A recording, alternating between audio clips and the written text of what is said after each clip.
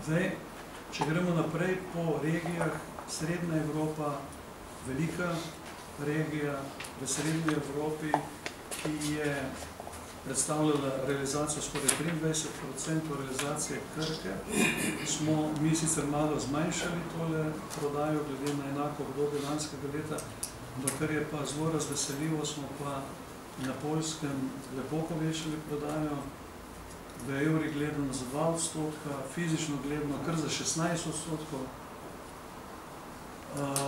tudi v baltiških državah uspešno, na Slovaškem, nekoliko manj na Češkem in pa na Madžarskem.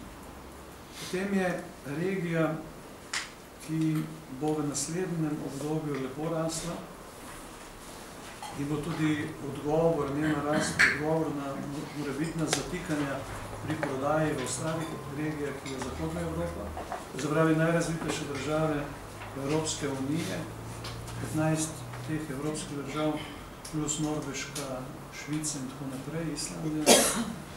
Mi smo v prvih 9 mesecih letošnjega leta povečali prodajo za 4% oziroma za dobre 6 milijonov evrov in to je seveda rezultat agresivnega pristopa Krke v zadnjih 15-17 letih. Mi smo v zadnjih letih predvsem v Zahodnji Evropi zgradili izredno močno mrežo odvisnih podjetij, ki so praktično vsa v 100% lasti Krke tovarne zdravil, vodene se strani krkašev in seveda z marketinško-prodajnim osebjem, ki so krkaši. Zdaj jaz ne rečem, ko pravim krkaši, da so nujno iz Slovenije, so pač naši Slovenovci.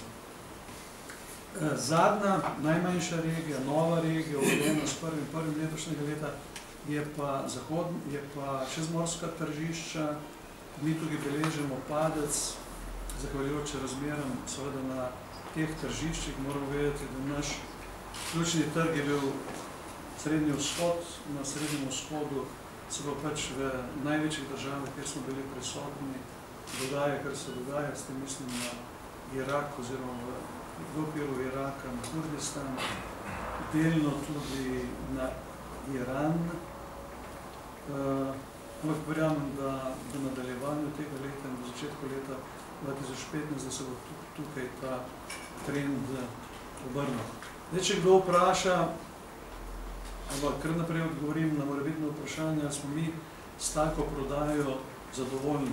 Mi nismo nikoli zadovoljni z nobenimi rezultati, ker si vedno želimo še boljših rezultatov. Lahko pa rečemo, da razmere na katerih tržiščih so zapletene, da je velik pritisk na zniževanje cen praktično od Vladivostoka do Lizbone, če zadevo konkretiziramo, da je veliko negativnih tečajnih razlik, predvsem pri razvrednotenih valut, ki so za nas pomembni, kot je recimo ruski rubel, tudi ukrajinska grivna, v ostalih manjših ne omenjam, ampak seveda istočasno pa povem, da pri ohranjanju nivoja prodaje na praktično lanskoletnem nivoju smo pa fizično povečali prodajo v prvih 9 mesecih tega leta za več kot 9%.